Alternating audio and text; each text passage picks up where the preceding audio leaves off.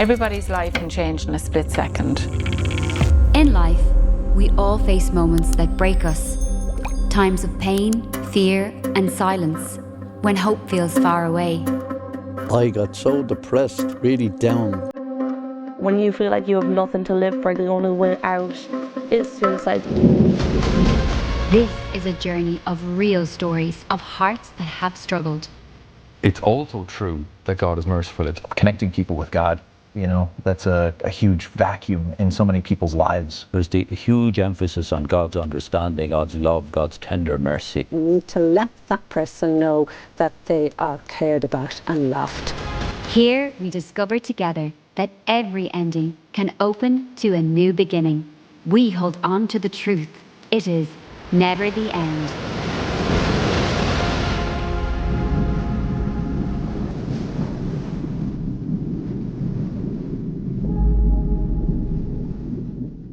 I would like to introduce to you my guest today. On my left is Father Shane Sullivan, a priest of the Diocese of Tuam. You're very welcome. Thanks very much, Patricia. Father Shane. And over here on my right is Father Chris Hayden, priest of the Diocese of Friends. You're very welcome, Father Chris. Today we're going to look at really a very touching, heartwarming and inspiring story of Damien Richardson.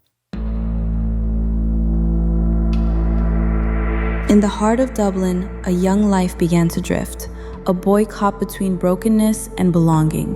What started as teenage rebellion soon led Damien Richardson down a dark road, a road marked by addiction, emptiness, and despair. When I was 13 years of age, my family separated, my parents broke up, and I had to move into my grandmother's home, to a new school, new parish.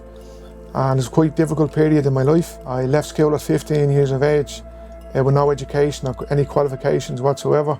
That began at 15 years of age, a journey of antisocial behaviour, and I got into different aspects of crime, and it brought me down a dark road of addiction. It was a very difficult part of my life, you know, this addiction, and you know, the more drugs I took, the more side effects, more affected my mental health. There was moments in my addiction where I was very suicidal, you know, I contemplated suicide on many occasions. My life was very dark at this time in my life. I, you know, could hear this interior voice, and it was like, Damien, you know, just kill yourself, you're no good. You know, your family would be better off without you. You know, you're just, you know, kind of a waster in some sense. It was like someone pushed me into a dark hole, you know, and I couldn't get out of it. When the world offered no way out, grace opened one. Led by his family's prayers, Damien found himself in Medjugorje, a place where countless hearts have encountered God through the intercession of Our Lady. Thankfully, family members, they brought me to Medjugorje in Bosnia-Herzegovina in 2002. When I was in Medjugorje that time, I had it was kind of supernatural experience. It was one morning, 5 a.m, I was praying in Medjugorje in front of the chapel there where the statue of Our Lady is, and I got a beautiful sense and feeling in my heart. You know, I just felt peace that I hadn't experienced since I was a child. A beautiful, beautiful moment. That was the start of my journey back to faith, and that was the start coming into my conversion. But it's a beautiful moment that I treasure and I'll never forget. That encounter led Damian to the Cenacolo community, a place where men learn to live again through prayer, brotherhood, and faith. There, in the rhythm of daily rosaries and the quiet power of adoration, he discovered what true freedom meant. Not escape, but surrender. In Medjugorje, I visited a community of young men who lived there, who were free from all drugs, just living a Catholic Christian life. It was called the community Cenacolo. I spent a week in Medjugorje that time. I came back to Dublin then, and I contacted the Cenacolo community, and I had to go to 4 or 5 weeks, I think, of assessments. And then eventually I entered the community down in Knock. It was quite difficult the first month or two in Cenacolo. You know, I still had, you know, kind of psychosis from coming off the drugs because I had been on them for so long. You know, I think for the first month I didn't even speak. I was so broken, I couldn't put one word together. You know, I was really distraught. And slowly, I got exposed to the prayer. We were praying the rosary every day, and I got exposed then to the sacraments. to adoration as well. And after a few months I felt the presence of our Lord healing me from my addiction. There were some good moments in Cenacolo. God didn't just free Damien from addiction, He gave him a mission. From brokenness to blessing, from addiction to advocacy, Damien now walks with those still trapped in the darkness he once knew. I came home from Cenacolo and I wanted to get good with God, so I married my long-time girlfriend, and we wanted to get good with God. The Lord has blessed us with 11 children. I went back to education and I done 5 years of education.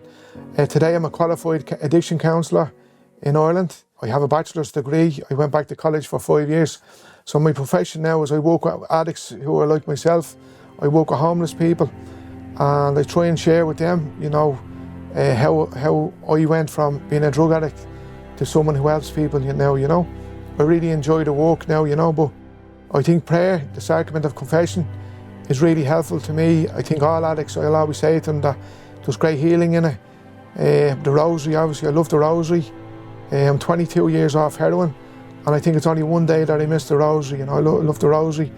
If I get nervous or I'm in difficulty, if I'm on a journey somewhere, I'll pray the rosary, and I get great peace in my heart from it. We go to Mass on a Sunday, the family does as well, and I'm really very thankful for the Cenacolo community for all its help. Damien's story is a witness to the mercy of God, a reminder that no soul is ever too far gone. From the streets to salvation, from despair to divine love, his journey speaks of a truth that never fades. Because with God, every ending becomes a beginning. Every fall can lead to grace. And no matter how dark the road may seem, it's never the end. First of all, we all saw your amazing story on Jesus My Saviour, and it was quite mind-blowing. How long did you spend in Cenacolo? I spent in Cenacolo under a year and a half. I was in Knock in County Mayo for 1 year, and I went to the big house in Medjugorje, and I was over there for 6 months. It was a wonderful experience. Completely helped me to change my life, So you have moved on quite a bit from all of this. So what was your experience like when you first entered the community in Knock? It had to have been just so different and terrifying. Yeah, it was tough. It was, there's no telly there, there's no radio, there's no newspaper, there's no internet, and you kind of have to learn how to live again. As a drug addict, I didn't know how to live. You have no props? No, and it was tough the first few weeks and months, adjusting to the community life, You're up early, 6 o'clock in the morning. It's a rigorous schedule. There is some prayer there, obviously. You're working on a farm. You're interacting with different lads, and there's no escape. You can't hide. You can't pick your phone up or pick a newspaper up and hide behind it. You have to deal with all your issues, It was the best decision I've ever made going to Cenacolo. It really helped me as a person, I'm thinking of you going to Cenacolo, having been on drugs for a very long time, and I'm thinking of you going out to work on a farm, right? Were you able for that work, or did you have much body emaciation? I was very sick, I was, because, I was at being down to 7 stone maybe, and, my mental health wasn't good, I still had psychosis in the early days of Cenacolo, But the lads were very good to me, they were always there for me, and there was moments I wanted to leave, and they'd always encourage me, to stick with the programme, But yeah, it was tough the first few months, if I'm being honest. Being away from the family, obviously. I had a little child at the time. I was away from my girlfriend and my parents and that. And it was tough because in Cenacolo, you're kind of isolated from the world. You're kind of took out of the world and to work on yourself, But I met great lads there 20 years ago, and we're still the best of friends, You were blessed to be able to stick it there. A little earlier in last week's episode, we had Father Adrian on, and he was talking about the worst sound you can hear is the noise of wheels going over the stones. Yeah. But you weren't one of those people.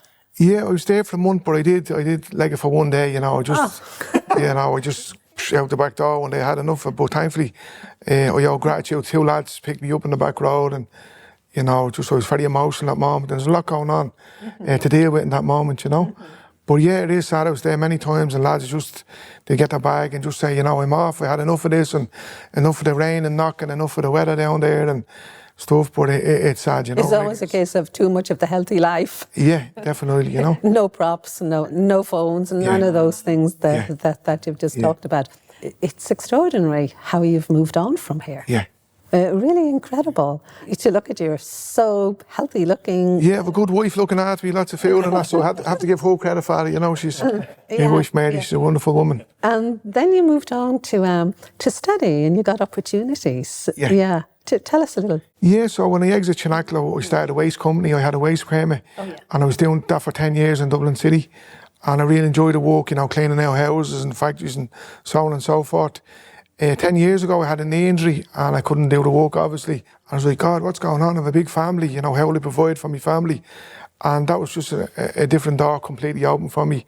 I was an early school leaver. I left school at 15 years of age with no education. And I had to, you know, learn how to use laptops. I had no email. And I went on a journey of study for 7 years. I joined a college called Galilee House of Studies, which Sister Concilio is connected with Kilmore Treatment Centre. I got a bachelor's degree in advanced addiction studies, so the last 3 years I've been working as an addiction counsellor. I love the work, I really do, you know. So you're working with the guys now? I am indeed, yeah, working with lads. I work with ex-prisoners, homeless guys, guys of every kind of addiction going, you know. And it's great work, it's very rewarding, you know, I really enjoy the work.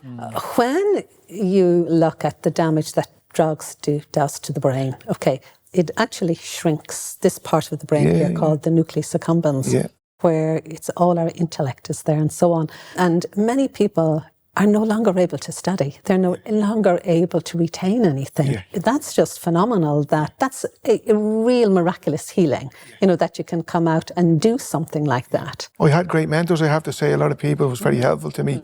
And I think in Ireland especially, there's lots of opportunity for people, you know, to go back to education and stuff, and there's lots of resources there, but maybe wasn't there a few years ago, you know. I'm just, you know, listening to you, Damien, it strikes me, it seems to me that what stops a lot of guys going for that kind of healing is just fear. Yeah, I was terrified. What if it doesn't work? What if I'm not worthy? What if I'm not able? What if the bottle or the drugs have a bigger grip on me than anyone can help me let go of? How do you address that kind of fear in people? Yeah, just for me, you know, I was terrified of going into Cenacolo. You know, I was very suicidal at the time, and that my life was kind of chaotic. You know, my father was a good man of prayer, and he was always praying for me. Every priest he met, he was saying, Father, my son is in prison, he's on drugs, will you know, pray a holy mass for him, offer the mass up for him and stuff. But yeah, I was terrified of going in, but a kind of strength, I would say, from the prayer, from my dad's prayers, and that, you know, he helped me through this to face this and overcome it, you know, because there was only suicide was the other option. I just couldn't live as an addict anymore. I just couldn't do it, you know. Cenacolo always struck me as a very humble kind of a place, or a place where humility is kind of very, like, you have to really kind of embrace it, you know. I think someone told me before that the sort of necessary kind of attitude as you go in there is, I'm here to receive help. I've always admired that, you know, the kind of, I don't know, the truth of the men who are there like that. Yeah, could you speak to that at all? Like Yeah, I suppose a lot of us have a lot of pride inside us as drug addicts and stuff, and you know, kind of Cenacolo chops you down in some way and kind of humbles you, and some through the suffering, like it's tough there. As I said, you're working, you know, 10 hours a day, and you're addressing, there's no escape from your issues, you have to address them, and the lads will always encourage you to choose the good and keep pushing you, you know, change your life, keep changing and stuff. So it is there, but it does humble you, you know. The mentoring side of it is crucial, isn't it? Yeah. When you're actually in there, it's the mentors, some guys who've been there longer. Yeah. That's really crucial to your own healing and growth, isn't it? Yeah, well, Father, we get a guy called a guardian angel, so when you went to Cenacolo, we get a guy who was a mentor, and you know, he sleeps on the bottom bunk, we sleep on the top. And he kind of looks after us for 2 months, you know, that way. And then after we get to 6 months, then we can become a guardian angel for another new guy. And it's quite humbling, Father, you know, you see the new guy coming in off the street, and he's coarse, and he's full of anger, he's no patience. And you can kind of see how far you've come on, in some sense, you know. But yeah, it's a lot bigger than a treatment centre. We don't call it treatment centre, we call it School of Life. It's evolved into we have 10 holy priests at the moment, who are obviously priests. I think we've 10 lads in seminary, we've 50 religious sisters, then we've mission houses around the world. So it's not just people think that Cenacolo is just in Knock, it's in Ireland. It's in 72 countries around the world, helping thousands of men and women, you know. It's completely free. There's no charge for the program. Wow. Yeah, there's no other treatment centre has that to offer, you know. You go into this place and you've come from this dark world. So what's the resistance like in resisting the introduction of holiness, of prayer, of God? Is that a battle? Yeah, I suppose it can be as well, you know, it's circular world and so much that's going on out there. But again, you know, you see examples, you see lads getting up early for the prayer and you see them changing. And it's That's the inspiring bit, yeah, is big it? time. And it's a beautiful thing to see a young guy come off the streets or his homelessness or he came from prison. And you see him being affected in adoration through the Blessed Sacrament, you know, changing for the good, you know, being constructive, you know, being honest in his affairs, honest when he says something, he's going to do it. Yeah. And that's some beautiful moments there.